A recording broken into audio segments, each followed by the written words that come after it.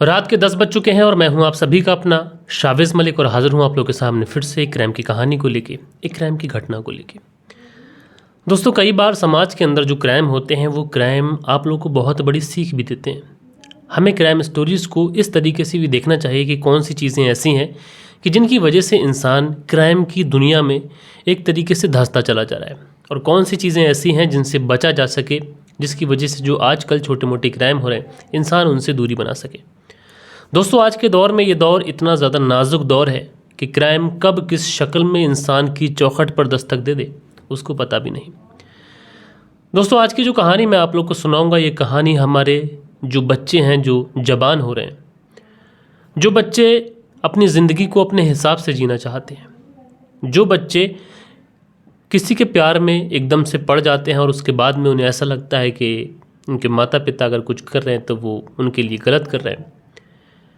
तो ये कहानी आप लोग को बहुत बड़ी सीख भी देगी। इसलिए आप लोगों से गुजारिश करना चाहूँगा कि इस कहानी को आप लोग को अंत तक सुनना है, क्योंकि इस कहानी के अंदर जो चीज़ें हुई हैं वो कभी भी और किसी के साथ भी हो सकती हैं। तो पूरी कहानी सिलसिलेवार तरीके से हम लोग जानेंगे, बस आप लोग इस वीडियो में अंत तक बने रहिएगा। दोस्तों, मैं बात करूं अगर आज की घटना की, तो आज की घटना की शुरुआत होती है राजस्थान से, और इसी राजस्थान में एक ज़िला लगता है कोटा ज़िला, और इसी कोटा ज़िले के अंतर्गत एक थाना आता है सिमलिया थाना। और ये जो सिमलिया थाना है, इसी सिमलिया थाने के अंतर्गत गांव आता है कोलोरबा गांव। ये जो कोलोरबा गांव है, इसी गांव के अंदर एक परिवार रहा करता है। ये जो परिवार है, इस परिवार के जो मुखिया हैं वो पेशे से किसान हैं, उनकी पत्नी है और उनकी टोटल 4 बेटियां हैं और 1 बेटा है।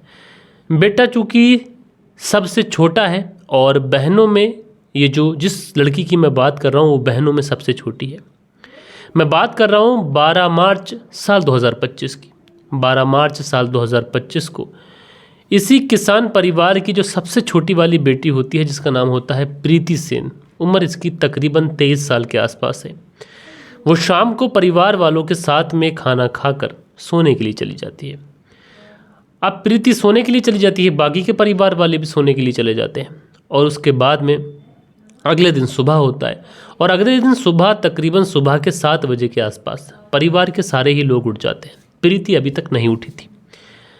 अब परिवार वाले जो थे वो सोचते हैं कि प्रीति उठ जाएगी, 7 ही तो बजे हैं, क्योंकि ये जो किसान परिवार था, इनके परिवार में ज़्यादा पैसे नहीं थे, लेकिन उसके बावजूद भी ये जो व्यक्ति, जो पिता थे, वो अपनी 4 बेटियों का बहुत अच्छे से भरण पोषण उन्होंने किया था, और इनका 1 बेटा भी था। 1 बेटी की इन्होंने शादी कर दी थी और 2 बेटियों का रिश्ता तय हो चुका था, यानी उनकी मंगनी हो चुकी थी, और 2 महीने के बाद में इन 2 बेटियों की शादी थी, और इसमें 1 बेटी प्रीति थी। परिवार में दोस्तों कोई भी व्यक्ति अगर होता है, उसकी जवान बेटियां होती हैं, तो उसके कंधों पर एक बोझ रहता है, और बोझ होता है जिम्मेदारियों का। वो सोचता है किसी तरीके से उनकी जो बच्चियां हैं वो अपना घर बसा लें, अपने घर की हो जाए, उसके बाद में वो पिता चैन की सांस लेगा। क्योंकि आज का दौर इतना नाजुक है कि बच्चियों के साथ में कब क्या हो जाए या फिर किसी के साथ में कब क्या हो जाए, कुछ नहीं पता। लिहाजा अब जब प्रीति उठी नहीं थी, तो ये जो पिता होते हैं, चूँकि पिता जो होते हैं वो हमेशा अपनी बेटियों से बहुत ज़्यादा मोहब्बत करते हैं, तो पिता जो होते हैं वो कहते हैं कि ठीक है, मैं जाके उठा के लेके आता हूँ। उसके बाद में प्रीति के पिता जब कमरे के अंदर पहुँचते हैं तो प्रीति कमरे के अंदर होती ही नहीं है। अब प्रीति जब कमरे के अंदर होती नहीं है तो सबकी हवाइयाँ गुम हो जाती हैं, सबके होश उड़ जाते हैं, क्योंकि पहली नज़र में इस परिवार वालों ने ये सोचा होगा, हो सकता है कि प्रीति किसी के साथ भाग गई। क्योंकि अमूमन दोस्तों अगर इस तरीके की रिपोर्ट पुलिस स्टेशन में भी जाती है या फिर परिवार वालों के सामने इस तरीके का कोई केसेस आता है, तो फर्स्ट रिएक्शन किसी का क्या होगा? जवान बेटी है, 2 महीने बाद उसकी शादी होने वाली है, और ऐसे में वो कमरे के अंदर मौजूद नहीं है, तो फिर भला कोई क्या सोचेगा? अच्छा, परिवार वालों को यही सब कुछ लगता है। उसके बाद में जो परिवार वाले लोग होते हैं बेचारे चुपके चुपके धीरे धीरे इस पूरे गांव के अंदर प्रीति को ढूंढने लग जाते हैं। हो सकता है कि सुबह सुबह उठकर कहीं चली गई हो। प्रीति की जानने वाली जो लड़कियां होती हैं, उन जानने वाली लड़कियों से पूछताछ की जाती है, लेकिन कोई भी ये नहीं कहता कि प्रीति को हमने देखा है। अच्छा, ये जो प्रीति का भाई होता है, चचेरा भाई, उसका नाम बिट्टू होता है। ये बिट्टू बताता है कि ताऊ जी, जो प्रीति दीदी थी वो पड़ोस में ही रहने वाले जो शैतान सिंह है उससे बात किया करती थी, उनसे मोहब्बत किया करती थी। अब जैसे ही ये बातें परिवार वालों को पता चलती है तो वो शैतान सिंह की तलाश करने लग जाते हैं कि शैतान सिंह अगर घर पे होगा तो प्रीति भी घर पे होगी। अब दोस्तों जब शैतान सिंह की तलाश की जाती है, पता लगाया जाता है, क्योंकि शैतान सिंह का घर प्रीति के घर से महज एक घर की दूरी पे था, यानी इनके दोनों के घर के बीच में एक घर और था, और उससे दूसरा वाला जो घर था वो शैतान सिंह का था। अब जब परिवार वाले ये पता लगाते हैं तो शैतान सिंह भी घर पे नहीं होता है। अब कहीं ना कहीं परिवार वालों की टेंशन बढ़ती है, लिहाजा परिवार वाले चोरी छुप के ढूंढ रहे थे। इसी बीच में एक शख्स ऐसा होता है इस परिवार का जो प्रीति का सबसे छोटा भाई होता है। वो छत पर जाकर देखने की कोशिश करता है, बस उसके जहन में न जाने क्या आ गया कि छत पे जाके देख लूँ। अब जैसे ही वो छत पे जाता है तो पड़ोस वाली छत पर जब उसकी नज़र पड़ती है तो उसकी चीखें निकल जाती हैं। दरअसल पड़ोस वाली छत पर प्रीति बिल्कुल बेसुध पड़ी हुई थी। वो घर वालों को आवाज़ देता है, बाबा इधर आओ, बाबा इधर आओ। माँ को आवाज़ देता है, बहनों को आवाज़ देता है कि ये क्या है, दीदी तो यहाँ पर पड़ी हुई है। अब परिवार वाले जो थे वो तुरंत इस प्रीति के पास पहुँचते हैं, प्रीति को हिलाते हैं, डुलाते हैं, उसकी सांस चेक करने की कोशिश करते हैं। लेकिन दोस्तों देखने में और दिखाने में कुछ बचा नहीं था। प्रीति इस दुनिया को छोड़ के जा चुकी थी। लिहाजा परिवार वाले जो थे वो चीखने लगते हैं। जैसे तैसे कर कर प्रीति को सब परिवार वाले उठाकर नीचे लेके आते हैं और वहीं से पुलिस को फ़ोन कर दिया जाता है। अच्छा, पुलिस जब इस तरीके की बात सुनती है कि एक जवान लड़की जिसकी महज 2 महीने के बाद में शादी होने वाली है, पुलिस वाले तुरंत भागे भागे उस जगह पर पहुंचते हैं। अब पुलिस वाले जब पहुंचते हैं तो सबसे पहले उस घटना स्थल पर लोगों की भीड़ जमा हो चुकी थी। पूरे गांव के लोग उस घर के अंदर इकट्ठे हो चुके थे। लेकिन पुलिस जब वहां पर पहुंचती है तो पुलिस को देखने के बाद में थोड़े बहुत लोग साइड होते हैं। पुलिस उस भीड़ को चीरते हुए आगे बढ़ती है। सबसे पहले डेड बॉडी को बहुत ही बारीकी से चेक करती है। बारीकी से चेक करने के बाद में घर वालों से पूछती है कि डेड बॉडी कहाँ मिली है। तो घर परिवार वाले उस जहाँ पर डेड बॉडी मिली थी पड़ोसी की छत पर, वहाँ पर लेके जाते हैं। उस पूरी छत को बहुत ही बारीकी से चेक करने के बाद में पुलिस वाले उसको सील कर देते हैं, क्राइम सीन को। उसके बाद में डेड बॉडी को पोस्टमार्टम के लिए भेज दिया जाता है। अब इधर डेड बॉडी को पोस्टमार्टम के लिए भेजा जाता है, इधर जो पुलिस वाले थे अब परिवार वालों से पूछताछ करते हैं, क्या तुम्हें किसी के ऊपर शक है, किसी से कोई रंजिश, किसी से कोई दुश्मनी, या फिर किसी से कोई हाल फिलहाल में झगड़ा हुआ है तुम्हारा। लेकिन यहाँ पर जो डेड बॉडी मिली है ये पड़ोसी की छत पे मिली है। अब जिस पड़ोसी की छत पर मिली है वो बेचारा अलग घबराया हुआ है कि मेरी छत पे डेड बॉडी मिली है, मेरा क्या होगा। अब उसके बाद में जो पुलिस वाले थे घर वालों के सारे लोगों के बयान दर्ज करा लेते हैं। तो उसके बाद में प्रीति का जो रूम होता है उस रूम की तलाशी करते हैं। और दोस्तों जब प्रीति के रूम की तलाशी की जाती है तो यहाँ से पुलिस वालों को एक ऐसी चीज़ मिलती है कि जिससे ये जो पूरा केस था ये पानी की तरह साफ़ हो जाता है। क्योंकि शुरुआत में ऐसा लग रहा था कि हो सकता है कि प्रीति आई हो और किसी वजह से उसकी तबीयत ख़राब हो गई हो, हार्ट अटैक आया हो, क्योंकि आजकल हार्ट अटैक आम है। लेकिन घर वाले बताते हैं कि प्रीति की डेड बॉडी पर नाखूनों के निशान थे, उसके गले पर निशान थे। बहरहाल वो चीज़ें पोस्टमार्टम की रिपोर्ट का पुलिस वाले इंतज़ार करते हैं। लेकिन इसी बीच में पुलिस वालों को प्रीति के रूम से एक लेटर मिलता है जो कि लव लेटर होता है। और उस लेटर में ये साफ साफ लिखा होता है कि तुम्हारी मंगनी हो चुकी है और तुम्हारी मंगनी हो चुकी है और 2 महीने बाद में तुम्हारी शादी हो जाएगी, तो क्यों ना तुम मुझसे लास्ट बार मिल लो। अब जैसे ही उस लेटर के बारे में पता लगाया जाता है कि ये लेटर किसका है तो पता चलता है कि ये लेटर किसी और का नहीं बल्कि पड़ोस में ही रहने वाले शैतान सिंह उर्फ रोहित का है। लिहाजा पुलिस वाले शैतान सिंह उर्फ रोहित की तलाश करते हैं। और दूसरी तरफ जो चचेरा भाई बिट्टू होता है वो भी पुलिस को बताता है कि जो दीदी थी वो शैतान सिंह उर्फ रोहित से बात किया करती थी, यानी दोनों के बीच में प्रेम संबंध थे। इधर जब दीदी का रिश्ता तय हो गया था तो दीदी ने शैतान सिंह से बातचीत करना बंद कर दिया था। और जब बातचीत करना बंद कर दिया था तो शैतान सिंह कभी भी दीदी से मिलने का या फिर दीदी से बात करने का बहाना ढूंढा करता था। इसीलिए उसने ये लेटर लिखा था और लेटर में उसने बोला था कि मैं तुमसे लास्ट बार मिलना चाहता हूँ। अब पुलिस वाले जो थे वो इस शैतान सिंह की तलाश करने लग जाते हैं। लेकिन जब शैतान सिंह के घर पर पुलिस दबिश डालती है तो पता चलता है कि शैतान सिंह तो घर से फरार हो गया। उसके बाद में पुलिस वाले टेक्निकल टीमों का सहारा लेते हैं और किसी तरीके से शैतान सिंह को अरेस्ट कर लिया जाता है। शैतान सिंह को अरेस्ट करके लाया जाता है और उसके बाद में फ्रंट सीट पर इसको बिठाकर और जब इससे पूछताछ की जाती है तो शुरुआत में तो ये पुलिस को घुमाने की भरपूर कोशिश करता है, पुलिस को गुमराह करने की कोशिश कर लेता है। लेकिन दोस्तों जब पुलिस इससे सख्ती से पूछताछ करती है, इससे अपने वाले जो मेहमान नवाजी इसकी करती है, तो ये पुलिस के सामने टूट जाता है। और टूटने के बाद में जो कहानी सुनाता है उस कहानी को सुनने के बाद में हर कोई शर्म से लाल हो जाता है। दरअसल ये शैतान सिंह बताता है कि प्रीति से मेरी बातचीत लगभग 1 साल से हो रही है और मैं और प्रीति एक दूसरे से शादी करना चाहते थे। लेकिन इसी बीच में प्रीति के जो पिता होते हैं वो प्रीति का रिश्ता कहीं और तय कर देते हैं और प्रीति जो थी वो अपने पिता की खुशी में शामिल हो जाती है और वो मुझे भूलने लग जाती है। प्रीति ने मुझसे बिल्कुल बातचीत बंद कर दिया था और वो मुझसे किसी भी तरीके का कोई रिश्ता रखना नहीं चाहती थी। इसीलिए मैंने प्रीति से कहा कि मैं तुमसे एक बार मिलना चाहता हूँ, क्योंकि मैं प्रीति के दिल का हाल जानना चाहता था, क्योंकि मुझे प्रीति की ही याद आती थी और मैं चाहता था कि प्रीति अगर बदल चुकी है तो मैं कम से कम उससे पूछूं कि बात क्या है, तुम मुझसे शादी क्यों नहीं करना चाहती हो। और इसी को लेकर मैंने प्रीति को लव लेटर दिखा था और एक छोटे से लड़के के हाथ में वो लव लेटर दे के उससे कहा था कि प्रीति को दे देना। प्रीति ने उस लव लेटर को पढ़ा और रात में मैंने जब उसका छत पर इंतज़ार करा तो लगभग 11-12 बजे के आसपास प्रीति मुझसे मिलने के लिए आ जाती है। जब वो मुझसे मिलने के लिए आती है मैं उसे अपने गले लगा लेता हूँ।